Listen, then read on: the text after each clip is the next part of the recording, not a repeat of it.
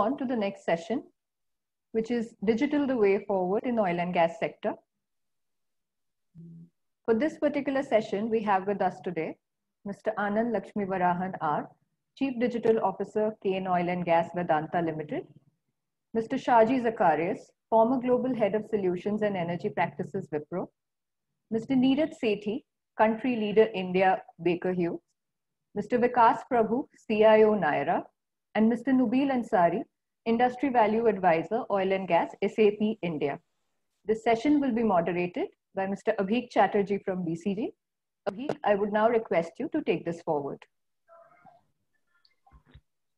Thank you so much. Can you all hear me and see me well? Yes. Yes. Okay. First of all, thank you to FIPI for providing us this opportunity, and it's a great privilege to be on this platform and also share it along with significant leaders here on the panel.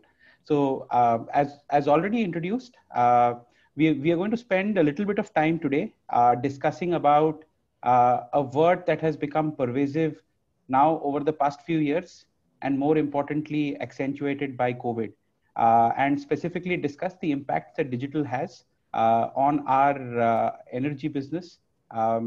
Jamie already covered a good number of points through his previous session. But importantly, what I would do now is get into a few set of engaging questions with our panel here, and directly engage them in getting their feedback, their learnings, and how have they taken forward digital within the oil and gas and within their companies and from their vantage point. So over the course of this panel, we'll look at digital in 3 or 4 lenses. Number one is how have organizations really looked to adopt digital?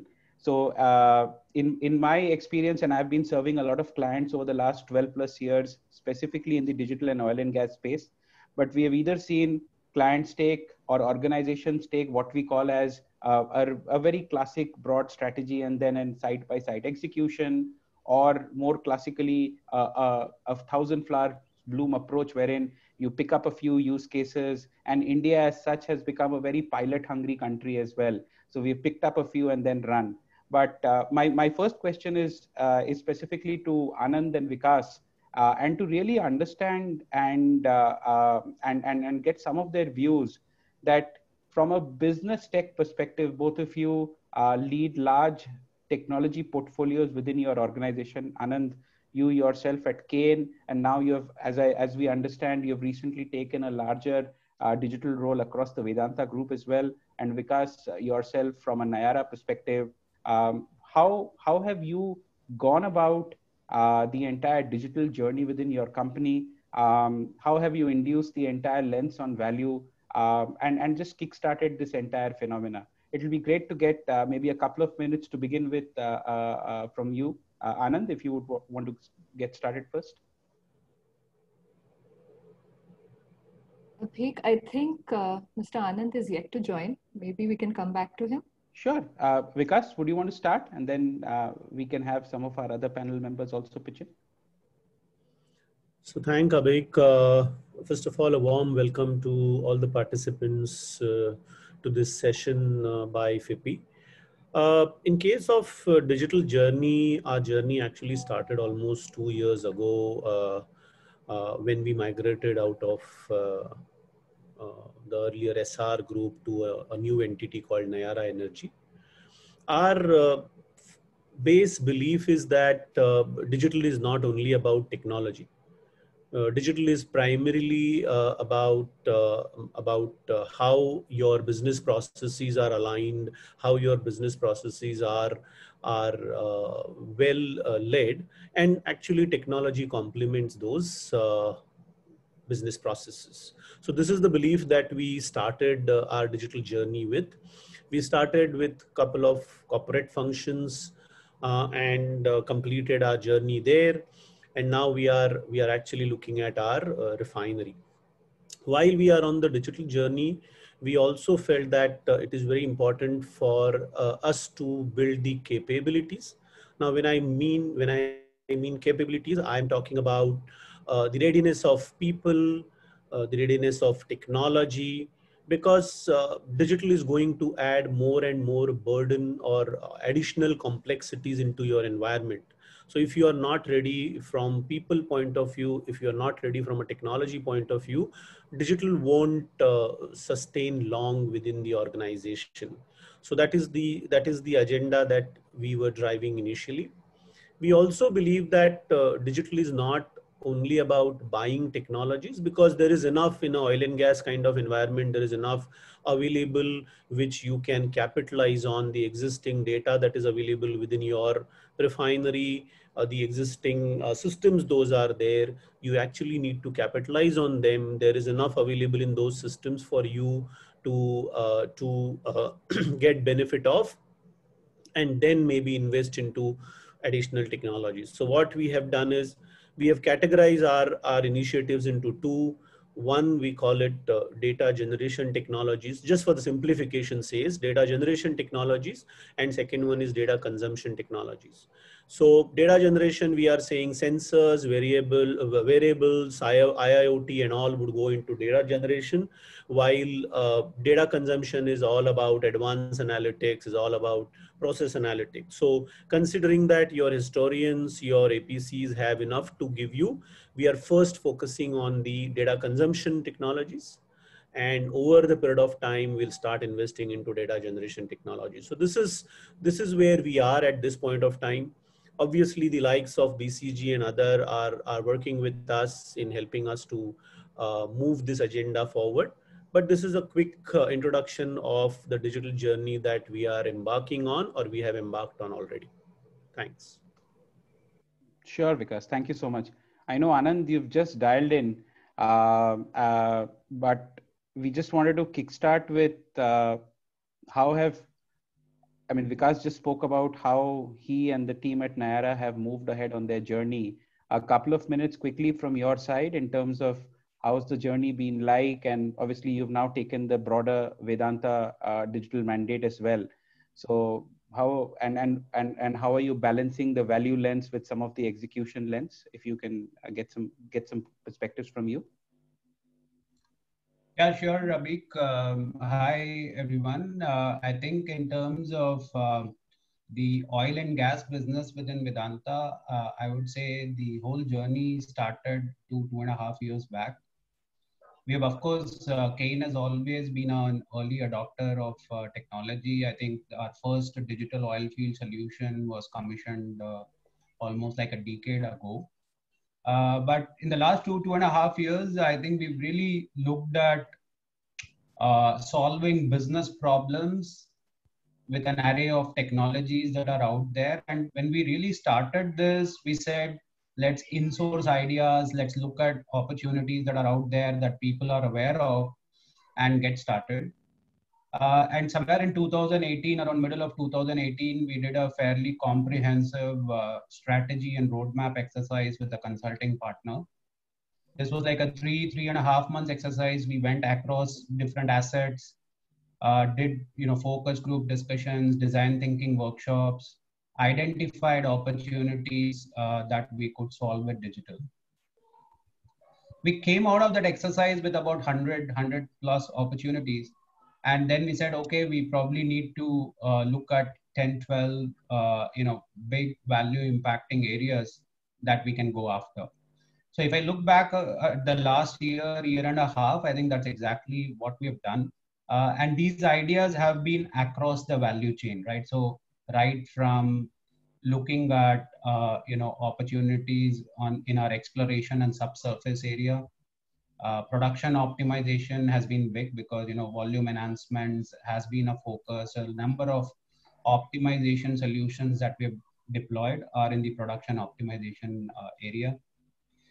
Capital projects, having visibility to how our projects are progressing, how do we manage our interfaces of contractors that are working within our landscape.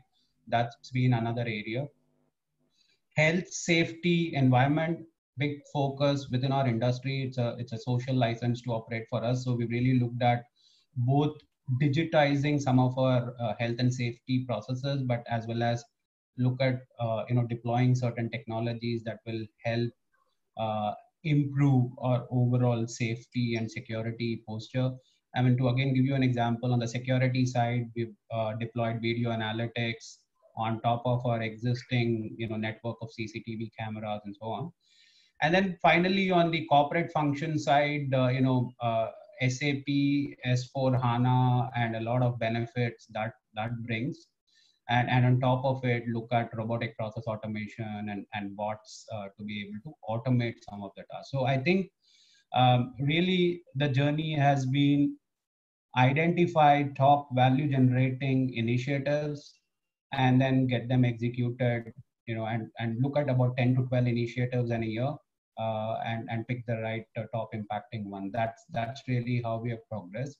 And really, like a 30 seconds on Vedanta, I think what we're trying to do is we are a large group, highly federated, but in the last 6 months or so, we've sort of been getting together to see how do we synergize on our technology investments and opportunities that we see across the group. So what we've done recently is we've really created 5 verticals and 5 horizontals of how we're going about deploying digital technology and transformation across our group. And these 5 are particularly around intelligent operations and asset optimization, look at commercial and marketing excellence on our mining and metal side primarily, and then logistics optimization is another area. Enabling functions obviously continue to be focused, and then health, safety, environment, quality, and security is another area. So really looking to see how we could synergize across the businesses to deploy technology in some of these areas. Fabulous. Thank you. I think this is a very good segue. I mean, both between Vikas, yourself, and Anand, you perhaps listed out a lot of technologies which 5 years ago, Gartner or some of these leading players would have listed out. And I'm sure at that point in time, we were thinking what and how to do next. But I think this is where I'll bring in some of our real technology powerhouses on this panel, which is Shaji, Nubil, and Neeraj.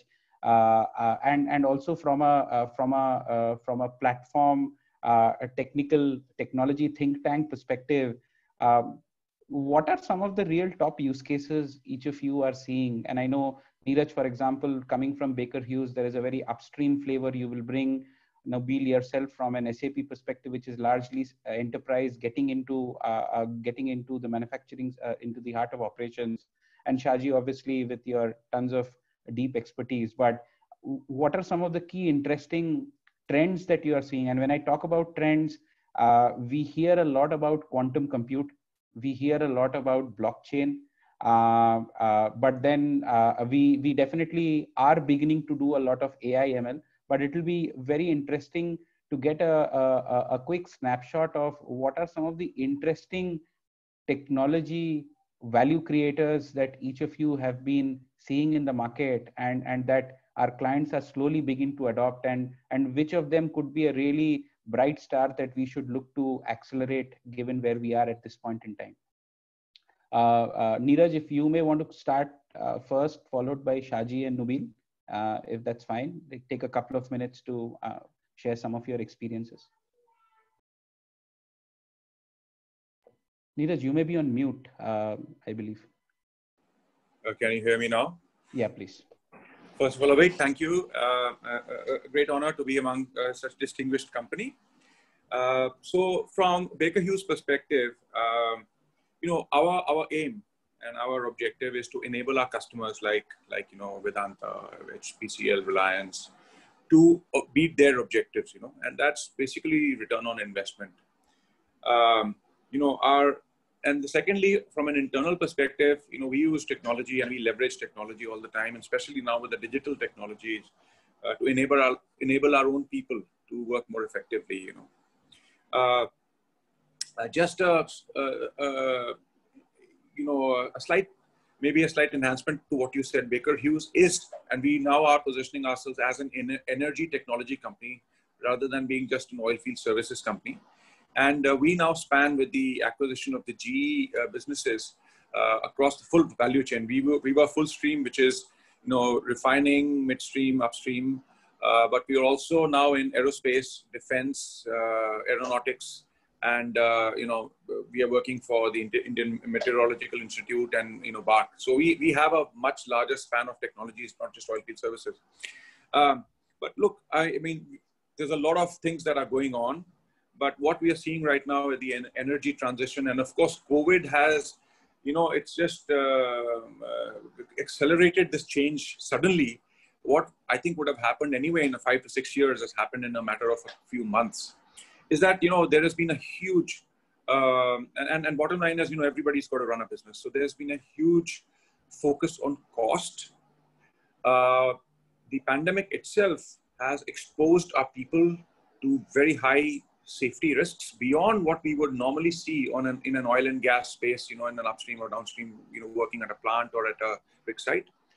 And there has been, I think here's where the younger generation is driving change, which is to basically say, look, guys, older guys like us who have been used to doing things in a certain way, we can't continue to spew carbon dioxide and other emissions the way we've been doing for the past 30, 40 years, during our generation. We thought it's okay to be in the oil industry and continue to pollute, but that's just not okay anymore. So reduction of carbon footprint is a very important thing. So, we are looking at digital technologies from an automation, big data and AI perspective, on top of all the technologies, downstream, upstream, the monitoring and, across the whole value chain, and how to leverage all of this. But automation, big data and AI is very important. I'll give you a very simple use case, and I've presented this a couple of times, and we have started doing this in India. I mean, I'll just give you an example of, we do a lot of this directional drilling on complex, we drilled some very complex wells for our customers like ONGC, British Gas in the past, Shell, Reliance. And we send people offshore to fairly hazardous environments. Now they're also exposed to COVID in those environments. Some of these rigs have got 50, 60 cases. So, reducing that personal footprint in hazardous places is a very big factor, I think, for everybody. I mean, you've seen the kind of retrenchments from a cost perspective and also from a people perspective, going down. So we need to be more efficient with the number of people we've got on the ground in the field. So, digital technologies integrated across the entire value chain help us to deliver that seamless experience to the customer from the bit, which is 4 or 5 kilometers in the ground, right to the desktop of the customer. And we are able to steer wells today sitting, 70% of wells are today steered out of a desktop, somebody sitting on a laptop or an iPad and actually steering that. So that's the power of technology, which has existed, but accelerated during this time. It also reduces your HSE footprint because you're now reducing the number of people going offshore or your number of people at a plant. You're monitoring everything. We are able to now do virtual audits. We are able to virtually qualify our turbo machinery. Somebody sitting in Norway can actually look at customers sitting in, Bangkok. And, we are here in Kakinada and we are actually certifying our equipment. So all of that is happening. We've got these smart helmets. I think everybody's got. So all of that is integrated into a very well-knit ecosystem. Just one guy in an offshore rig annually can save you, eliminating that guy would save you about $500,000. It will reduce 12 tons of carbon emissions.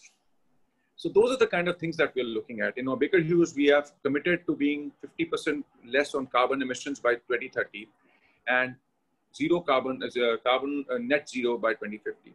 And that's what we want to help our customers do.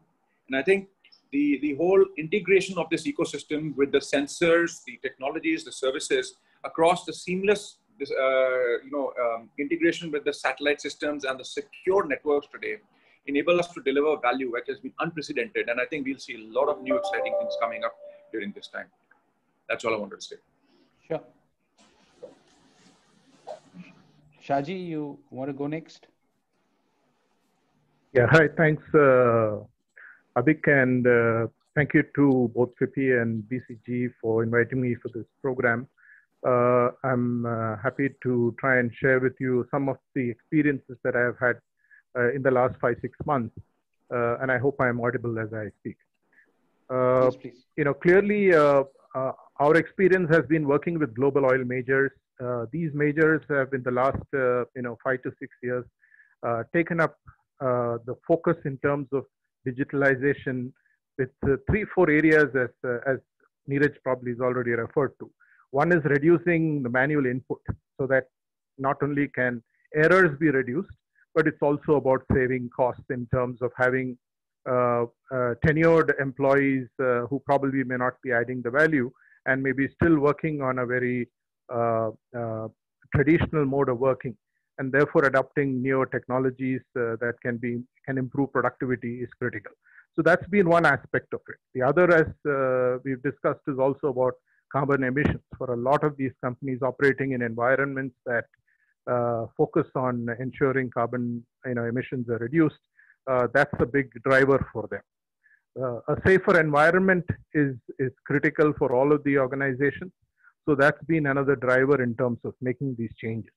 So if I were to talk about the real reasons that have driven digitalization a lot is improved productivity, reducing the manual input and improving, reducing manual errors, reducing carbon emissions, and the safer environment to work so that you can take some automated decisions right from receiving increased data, managing this increased data from sensors or IoT, and then taking those actions faster than you would have done before. Of course, in the downstream side of the business, you are seeing some efforts to try and come on pace with some of the consumer businesses that petroleum companies have not been so supportive of, right? They've fundamentally, it's been you come and take product from my outlets, and that's changing. Particularly in growth markets like India, that's probably going to become a lot more important, that the experience you get at the retail outlet, mirrors what you might get from an e-commerce or other consumer business. And how do you use digital technologies to make that user experience, wonderful. In the upstream side of the business, it's been about focusing on operational efficiency, improving, the focus on oil recovery or oil wells technologies. So some of the things that we've done on besides environment and connected worker, for example, how do you ensure that the worker is well protected and on top of what's happening in terms of his presence and his productivity in the plant. Things like operator rounds. When he's going through the rounds, is he using the old logbook? How can he connect multiple data? How can he take SOPs on the fly and therefore use the more smart helmets and other sensor available on his jackets and others to both keep him safe as well as ensure that he has the right data to be able to take some quick calls on the ground. In terms of operational technologies, predictive asset management of pumps, rotatory equipment, these have been in action, and algorithms to ensure that this prediction is much better have been increasing and bettering over the last 10 years or so that work is going on, and to ensure that you have minimum downtime and others. One of the areas that we saw a lot of interest and attention was on digitizing things like engineering data. All your data of projects that may have been done in the past are all dumped by oil field services companies or large vendors. And then how do you take that information? So much of data available that probably is not available easily for operational folks later on. How do you take this data, digitize and keep them available so that as they go into operations, they minimize the chase and run behind getting that data, and how much can they utilize it? So trying to create some platforms using both AI, advanced analytics, heuristics, and including OCR and others, and bringing this data onto reasonable platforms that operational folks can leverage off this data. Another area that we saw and where we spent a fair bit of time was around digitizing old well data, well logs, pressure, volume, temperature documents. These sort of documents that were, of a particular well that probably in the olden days were not further assessed because of the available technology at that time saying probably oil doesn't exist there or it's difficult to extract. But can you now bring it, digitize it, and apply newer technologies to see if there is still more extraction of oil that you can get from those, rather than going out and trying new wells, leverage the older wells. So we have seen a large number of interest in many markets by global oil majors to take that data and do some work around it. In the downstream side of the business, as I was saying, the refining side of the business, there is a lot of interest in all these, the application portfolios and the systems that manages have been very localized. You don't want them to be exposed out to the internet as well as others. And that has also meant that multiple refineries are not really monitored. Each refineries are given their own space and others. How can you leverage off data and learnings that may have happened across? So how do you create collaborative platforms, and how do you create integrated views so that individuals in these refineries and operational folks can get access to information that can be then better managed. So these are some of the areas that we have seen action around, and not just only in the refinery side, even in the upstream platforms area, close to 30, 40 platforms have been brought on, collaborative platforms, enabling then a much higher productivity and sharing of information. Now, all this also has a challenge in terms of how do you take the data, how do you use your existing portfolio estate and those, and how do you leverage all that? So that's probably a little conversation later. I'd like to stop at this and with these 3-4 points that I brought out of it. Okay, sure. Nuvil, some quick thoughts from the SAP side before we... Yeah, thank you. Thank you so much, Abhi. Thank you to BCG and FIPI for inviting on this panel discussion.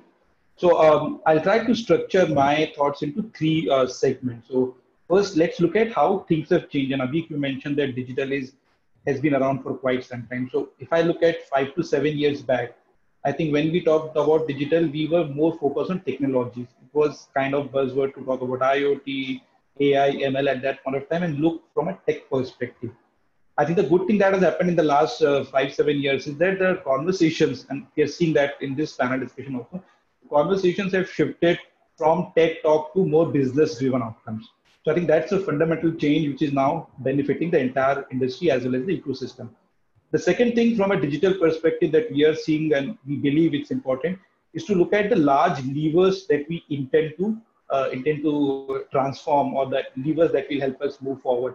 I think one of the areas that typically is that lever is around how do you make working for the employees easier? How do you make them more efficient?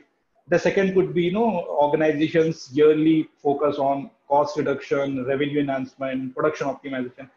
And the third larger level that I think many organizations should focus on is how do you really take digital to transform the business model, get into a collaborative ecosystem, do something different than what we have been doing now or what you intend to do in the future. So this could be the ways in which digital can be structured in terms of transforming organizations.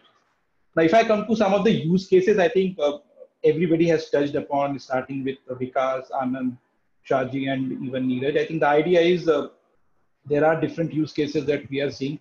And in our experience with some of our clients, what we have seen is that in an oil and gas company, we have never been in dearth of data. So that's something which has been on the higher side compared to, let's say, discrete manufacturing. We have always been well automated, whether it is upstream companies or it's a refinery company. I think the automation levels have been fairly good.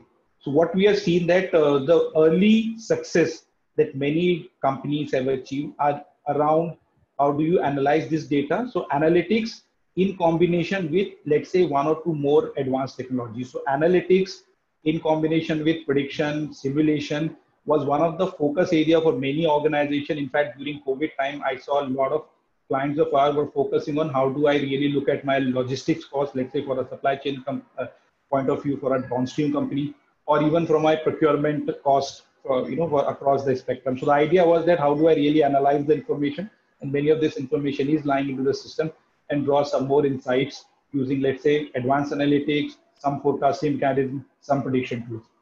The second area, analytics, further give a segue to is leverage, let's say, machine learning.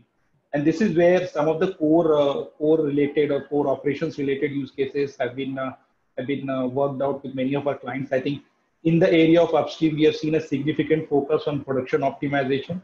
So we have worked with some of the clients where They were actually looking at machine learning to, let's say, improve the well outcome and solve a specific problem, let's say choking. Or it could be in the area of refining where, one of our client was looking for leverage machine learning to solve a problem of corrosion.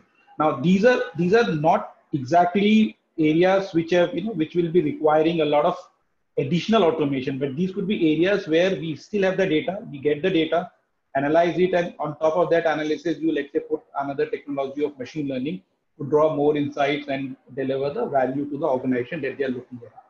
The other points that you mentioned, Abhik, about quantum computing or blockchain, I think the challenge that we have seen is that while in, I think, upstream, there have been some uptake of quantum computing in reservoir characterizations or geosciences, but still these are tech, again, I think at this point of time, these are possibly IoT or AI ML 5 years back, which means they're still at the talk level, but real use cases may take some time to materialize. Same thing holds true for blockchain.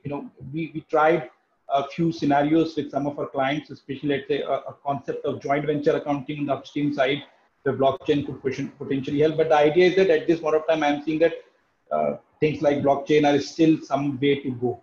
So if I summarize, I think the good part that has happened from a digital perspective is that we have moved from a tech talk to a business driven outcome. I'm also seeing, the levers that have been identified. For example, Anand mentioned about specific areas that they are addressing across Vedanta. And the third thing is early success has now been seen, at least in areas like analytics and analytics combined with, let's say, machine learning or a bit of prediction and forecasting. So this is a good foundation that has been set up. And I think now going forward, we can always add on multiple use cases across the value chain of the oil and gas sector. So that would be my point of view on this question. Sure. Thank you. I think I'll quickly take a question from the panel that from the chat that has come in, specifically around the impact of digital into oil and gas, both on the consumer side as well as on the business side. And I think to reemphasize, I think some of this was already answered by our panel, but let me add a couple of illustrations here. So I think there has been a significant amount of impact. For example, the entire digital refining and process area has borne a lot of fruit, right? So typically up to 1.5x value uplift per BOE, and in a significant lesser time that you get the payback, almost within anywhere between 10 to 12 months. And obviously at the back of it is a lot of operator production intelligence, advanced machine learning analytics, specifically on scheduling of crude products, so on and so forth. So essentially a lot of integration across the value chain. The other point is also on the surface subsurface side, which was brought up. And there have been organizations who've managed to increase cash flow by as much as 800 million to $1 billion US just through frontier expansion. And that has been through really a lot of data, digital platforms, some of the key points as Neeraj was outlining. Lastly, sorry, two more points. Second last, on the enterprise side, so either through better performance management or even on the procurement side, a lot of a large organization, national oil companies across the region, even globally, have driven significant gains. And more on the what we would say cutting edge side, what we have also seen is a lot of retail players get into very interesting new venture build. So their ability to kind of almost move away from the traditional large oil and gas player hat to a very nimble startup who is going to provide fuel delivery in different ways, drive customization and personalization in terms of marketing and campaigns in very different ways has been important. So that is, in one case, it has led to one of our oil companies driving 3x customer value, upwards of 600 to 750 million uplift in revenue, and obviously 100,000 etc. type of customers being transacted in as less as 4 to 5 months. So obviously significant impact. Let me move on to our next question, which is each of you are not only leaders, but more from a practitioner perspective. Significant challenges come up when we really deploy a lot of these elements into our businesses. So so let me pose the question in two ways. Number one is, if I look myself as a petroleum engineer, or as a product manager, or as a sourcing guy, as the organization does a lot of digital projects, how do you really incentivize me? Because we talk about this entire catchphrase called succeed fast and fail faster, but in a country like India, no one wants to fail. So as you are leading a lot of these engagements and driving value, how do you spur your team so that there is a greater level of buy-in, there is also greater accountability and adoption of a lot of these programs at a grassroots level? Because I think the key point here is it is not tech for tech alone. It is really tech from a productivity and a value and a business adoption lens. So how do you really make that move? I think this is a question that I will start with Anand, Vikas, and perhaps Shaji, if you can also add some points here in that order. If you can take a minute and a half, that will be great, because I have one last question to wrap up all of your inputs as well. Anand, would you like to go first? Yeah, sure. So I think I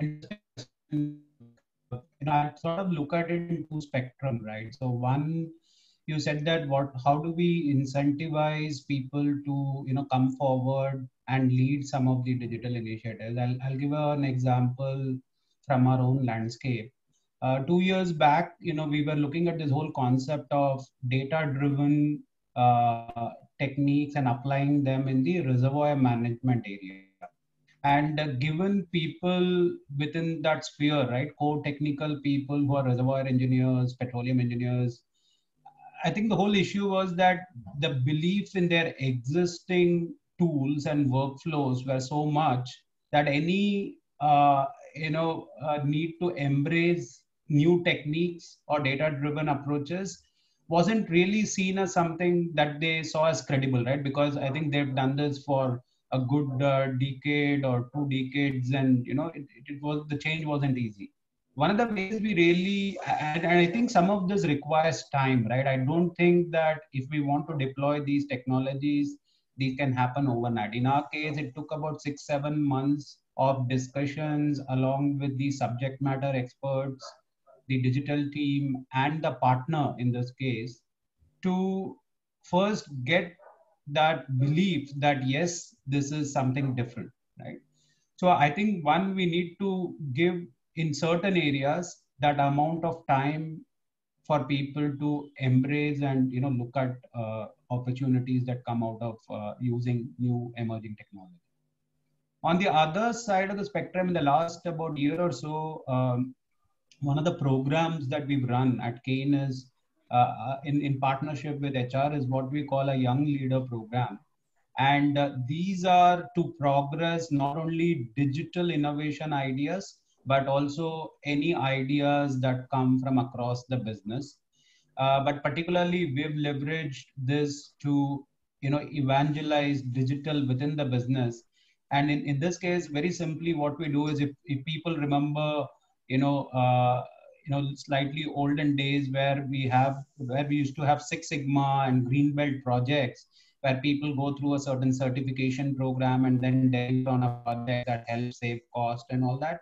We've really modeled it similarly for digital programs. So to give you an example, we were trying to automate our daily production reporting processes, which was still in systems, but very manual today.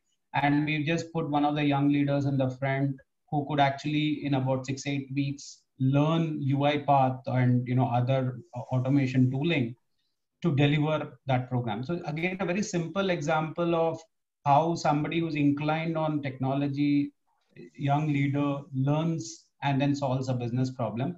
The other good thing that something like this does is that this whole process of reverse mentoring, right? So when this person then goes back to his or her supervisor in the business and tells them that, hey, I have actually led this engagement, this is what I delivered for the business, then I think those people then turn back and say, hey, is there something that they should be learning, right? So I think that's the other end of the spectrum, where we've got young people who are in the business, inclined towards technology, wanting to lead programs that we are enabling through structured, HR-led programs. So I think it's been a mix of it. Largely, when we have a centralized digital IT technology function, the best way is to put the business teams in the front and then act as an enabler for them. And we've seen that a lot of time when we have done that, that itself is enough incentive for the business to sort of, improve themselves by deployment of technology.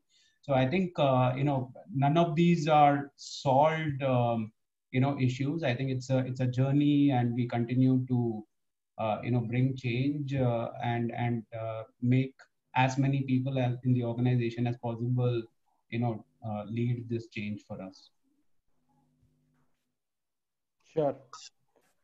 Vikas, anything you would want to add, or is it, if it is okay, I would also like to pick up a couple of questions from coming through the audience as well. Let me know which one, what would you prefer? Go ahead, Abhik, we'll pick up some questions. Okay, so I think there is a couple of questions, one that has come from Anand Govindrajan and then another from Yashwan. The question from Anand is largely around the entire business to academia partnership. And it is around how do we really bake in some real business digital skills into the curriculum, so that the crop of tomorrow and the talent of tomorrow is even better prepared for the type of work that we do. I do have some ideas, but Vikas, why don't you lead on that with maybe some perspectives around what you're doing? And I'm not too sure if Neeraj or Shaji or Nubil, one of you, if you have a perspectives on how each of you are encountering that. Just very quickly, Vikas, let's start with you. So digital, as we know, actually provides lots of opportunities to learn, because from the earlier boxed technologies, digital is far more open. Digital has far more opportunities actually to improvise on your skills, to learn something new. If you look at machine learning, while machine learning can solve one of your problem, but the model has to be continuously improved. The model has to be continuously evolved. So that learning part gets, inserted into your day-to-day working for sure. Digital technologies, the way things are changing, I think, capability building is going to be a kind of a long-term agenda on organizations list, because these technologies will keep bringing in newness, and you have to actually keep aligning to that newness with your own ability to learn. I also believe that while organizations and consulting companies are working together, participation from academia is very, very important, because that is where the talent is going to come.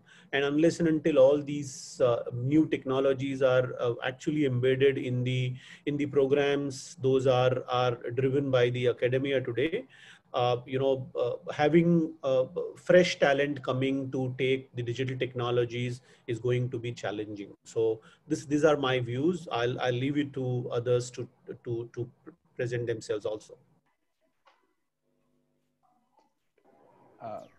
If I may add just a few points over there. Sure. So yeah, I think we have seen that the partnership with academia will definitely help accelerate some of the digital interventions. And there are two ways we have seen this working. One is obviously people who are graduating today, we have seen that they are anyway doing some unstructured learning through open platforms, and they are well versed in some of the digital technologies. The other way we are trying to address is that we started with a program sometime back, which is specifically targeted to universities, and we call it I360, which was basically putting together some of the capabilities that people should know from a digital point of view into a bouquet of courses, and which can be offered to universities, and then universities can in turn include them in the curriculum. I think that the other initiative that is working well and many organizations are participating is the open platform, or open way of learning. So we also have a platform called opensap.com, where we encourage many youngsters to go there and, even learn some of the new areas that companies are investing in. SAP as a company is focusing on. So I think there is a mix of quite a few number of things. But the bottom line is definitely that the more we provide tools and knowledge to the people who are graduating, the more it will be beneficial and easier for the organization to leverage from their knowledge to drive some of these programs. So that would be my input on this question. I'll just take 15 seconds here, and then I'll pose one final question to the panel, which is, in addition to the responses, what is happening is most oil and gas companies globally and regionally are setting up or would have already set up what they call as their center of excellence or the digital hub, so on and so forth. Now that demands a wide array of honestly digital talent, and if you were to count it, you may need 30 plus new digital roles, right? From a venture architect to a data science to a data engineer, etc. Now, what we have seen, and this is being proven by a lot of in fact, there is an example of a couple of industrial goods companies in India who are actually actively not only offering pro bono elements to the academia or the institutes, but more importantly, they have got a one-on-one tie-up with select educational institutes and engineering colleges, wherein they would directly work with on, for example, the future of mobility, or they would be developing apps as well as advanced analytics on certain areas. So it has gone beyond what we would say a vocation around, okay, you can do this, to obviously engaging academia on very specific cutting edge problems. And I think that's a great way in which it closes the loop on real life problems. And that way, not only does the company get a frugal way to compete against the Apples or the Samsungs, because it's very difficult to compete in the open market for such kind of top digital talent, yet at the same time get access to some really smart, intelligent folks who can then be problem solvers for them. I know there was a question on how is digitalization taken in procurement. So Sangeeta, on that question, I mean, largely proven procurement as an area offers a chunk of cash that can be optimized. So right from bid analytics, negotiation coaches to the classic stuff of automation around procure to pay, the spectrum is large. The adoption has started to become proven. So clearly multiple things, but I'll pose a last question to, and I know we are 5 or 6 minutes away from the closure. So a minute each to the panel on an interesting question, which is, how do you see the entire next wave of digital in this post-COVID era?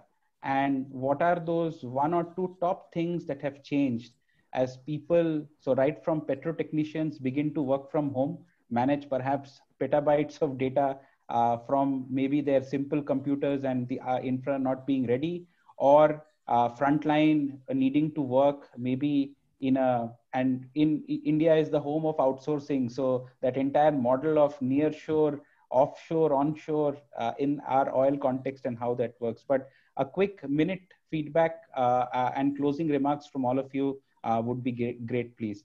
So why don't we get started, Nubil, with you, Shaji, Neeraj, and then we'll close off with Vikas and Anand in that order. Okay, so Abhik, I think post-COVID, I think there will be a lot of changes that we will experience in oil and gas companies from a digital perspective, and some of them we have seen during the pandemic itself. The first is definitely there is a significant focus on digital infrastructure. So many companies were caught unaware when this whole work from home things started way back in March.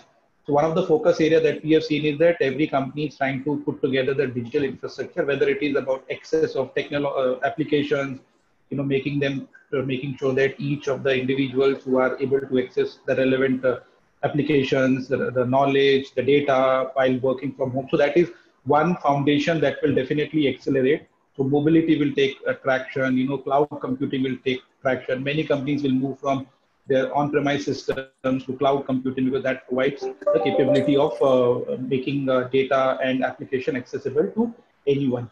The second thing is, I believe the focus on cost reduction, and fortunately or unfortunately, oil and gas industry went through double whammy because one was the COVID challenge and then the prices went going down. So the cost reduction focus that has now become I think the guiding principle of every oil and gas company will drive a significant amount of interventions in logistics side, in supply chain side, for upstream companies in production optimization, and for a refining company in the area of digital refining or getting more cents out of every barrel. So I think these would be the two broad levers. One, I believe that the way digital infrastructure has to be set up. So wherever there are lacunas that have to be plugged quite quickly. Second is on the cost side, and that cost initiative, reduction initiative will give maybe birth to many digital projects, and we are seeing some on the analytics side, some on the optimization side, and some possibly on the newer collaboration also. So this would be my view in terms of how this COVID thing will further accelerate the deployment of digital interventions. Thanks. Shaji here. So yes, just like Nabil spoke about it, in my view too, we've just been seeing in this last 2-3 months, organizations, particularly oil and gas organizations, have been very protective of keeping all their activity within an enclosed, secured area, and more so particularly in the Middle East. Now, we've seen a huge change in the last few months in terms of the willingness to say, because of the pressure from COVID, that they have to work remotely, in terms of quickly accepting that we can take this work remotely, right? So that's a big change. And I think that's going to drive digitalization in a big way. Clearly, remote working and digitalization around cloud, data, and mobility, which Nabil alluded to, are all going to call for it. When people who are used to working hands-on have to now work with the digital media in terms of data and systems, you will clearly see that they will have to change their ways of working and adopt a lot of more automated methods of working, which are today tools are increasingly available. One of the issues that is going to come up is in terms of how do you now manage the security of all this? So security in terms of ensuring that data as well as the ways of working and your methods of working are managed is going to be another area that you will see a lot of. And therefore, then one of the topics which we probably didn't talk a lot about in terms of blockchain and how blockchain handles has been doing it in the trading space. Banking firms have been using it, and a lot of companies today have tried it. So how a system or a technology like blockchain can help manage that better are things that will probably see a lot more excitement. So you will see these sort of changes coming through. I think the younger generation, and this forum is probably representative of that, will just love it, will enjoy it, because this is what they've grown up and used to. The older generation will need to figure out how to sort of manage it, but they need to drive some of this because they need to understand that that's the way that's going to work in future. And years of knowledge that may be in tacitly with them should be also transferred to this generation. I'd like to sort of end with that. Thanks, Abhi. Okay, thank you. Guys, I think we are fairly up the time, but if we can have 30 seconds rapid fire. Sorry, Vikas, Anand and Neeraj. If we can get quick 30 seconds closure from each of you, that will leave 30 seconds for me as well. Sure. Okay, no problem. I think from a short-term perspective, we are all oil companies and technology companies like us. We will have to. We are going to look at the way we've done things. We're going to have to rationalize every aspect of our business: real estate, the workforce, the infrastructure that we have in place to deliver. And I think these are going to be enduring changes that are going to completely transform the companies, because digital technologies are enabling us to do things in a very different way. Secondly, I think without repeating myself, I just wanted to put this point that the digital of the future is going to bring out a much more open ecosystem, because we'll have to collaborate across boundaries. And I think that is going to be a very big change that we're going to see. We've already seen this in the US. I think we'll see this for the rest of the world. So those are the two things that I'd like to say. I think that we're already seeing this happening and will continue to happen. Thanks. Vikas? So quick one from my end. I think COVID pandemic has put actually digital on the acceleration path, and organizations would look forward to more and more digital solutions. And second thing is it has developed enough curiosity in the business on the business side to explore what more digital can bring to them. So those are the two things I would like to say. Over to Anand. No, thank you. Because I think you said this, we're also seeing a lot of acceleration in digital. And if there is one thing I think the company wants to invest in today, that's I think digital technology, both to accelerate growth, but at the same time get focus around operating cost. One very interesting example that we did at Kane is, we were sort of, when the crude prices started falling, one area we looked at was how do we get visibility into our dollar per barrel operating cost on a real time, near real time basis, and then let our production optimization teams, take decisions quickly to optimize on that cost. So this was something we quickly turned around, and I think it's being used right now. So I think there are examples like that that have really come to the fore, which is to what Vikas said about accelerating digital in these times. And I think there are a number of them that I think it's going to come right now. So really an exciting future out there, I guess. So looking forward. Thank you, everyone.